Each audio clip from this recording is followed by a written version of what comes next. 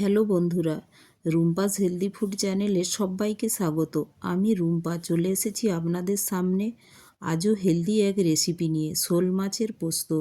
তার জন্য শোল মাছগুলো কেটে ধুয়ে লবণ হলুদ মাখিয়ে নিয়েছি। এখন তাওয়ায় আমি সরষের তেল দিয়ে দিলাম।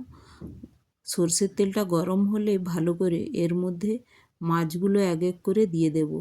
আর তাওয়াটা গরম হয়ে গেলে তো মাছগুলো ভালোভাবে উঠে যায়, তাই ভালো করে তেলটা গরম হলেই আমি মাছগুলো দিলাম। আর এক পাশটা হলে আমি উল্টিয়ে দেবো। আর মাছগুলো আমি শক্ত করে ভাজছি না, হালকা করে ভেজে নিচ্ছি, হালকা ব্রাউন পর্যন্ত, তো মাছটা যাতে সফট থাকে। এইভাবে পুরো মাছটা ভাজা হয়ে গেছে। আর পোস্ত বানানোর জন্য নিয়েছি পোস্ত, কাঁচা লঙ্কা, লবণ, হলুদ, ফোড়নে নিয়েছি রাঁধুনি লঙ্কা, আর নিয়েছি মাস্টার্ড অয়েল, আর একটা টমেটোও নিয়েছি। এখন কড়াইটা গরম হয়ে গিয়েছে, ওর মধ্যে 1 টিস্পুন তেল দিয়ে আমি ফোড়নের জন্য দিয়ে দিলাম রাঁধুনি আর লঙ্কা। আর দেখুন 1 টিস্পুনেই পুরো রান্নাটা হয়ে যাচ্ছে। আর মাছ ভাজার জন্য যে তেল লেগেছে, তো কম পরিমাণেই তেল লাগছে এতেও। আর এর মধ্যে দিয়ে দিলাম টমেটোটা যাতে তাড়াতাড়ি গলে যায় তার জন্য দিয়ে দিলাম লবণ দিয়ে নাড়াচাড়া করতে করতেই টমেটোগুলো গলে আসবে। তখন ওর মধ্যে দিয়ে দেব যে পোস্ত আর লঙ্কাটা আমি রেখেছিলাম, ওটা একসাথে পেস্ট করে নিয়েছি। ওর মধ্যে ওই পেস্ট করা মশলাটা আমি দিয়ে দিলাম। যেহেতু পোস্ত, তো বেশি আমি মশলাটাকে কষছি না, হালকা টমেটোর সাথে নাড়াচাড়া করেই ওর মধ্যে দিয়ে দেব জল। আর কয়েকটা কাঁচা লঙ্কাও দিয়ে দিলাম। আমি বাইরে থেকে কোনো লঙ্কা পাউডার ইউজ করছি না, আপনারা পারলে দিতে পারেন, কালারটা একটু রেড রেড আসে এতেই।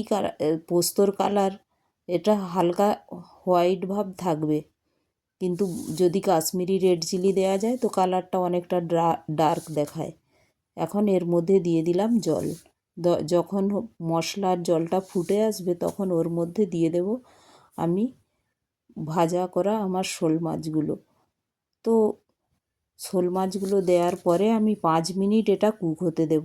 দেখুন ফুটে উঠেছে। এখন এর মধ্যে দিয়ে দিলাম শোল মাছগুলো। তো শোল মাছগুলো দিয়ে আমি ঢেকে 5 মিনিট এটা কুক হতে দেব। 5 মিনিটেই এটা হয়ে যায়।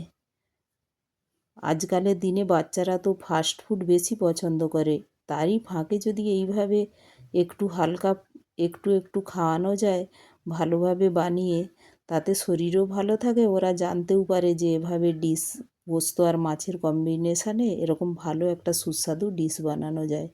দেখুন 5 মিনিট পরে হয়ে গিয়েছে। আমি এর মধ্যে দিয়ে দিলাম ধনেপাতা কুচি। এখন দেখুন মাছটা আমার পুরোটাই হয়ে গিয়েছে, একটু রেস্টে রেখেছিলাম। এইভাবে অবশ্যই বানাবেন। আর আমার রেসিপিগুলো যদি ভালো লাগে একটি লাইক, শেয়ার ও সাবস্ক্রাইবও করে দেবেন, যাতে আপনারা সঙ্গে সঙ্গে এই রেসিপিগুলোর পদ্ধতি তাড়াতাড়ি পেয়ে যান। Thank you.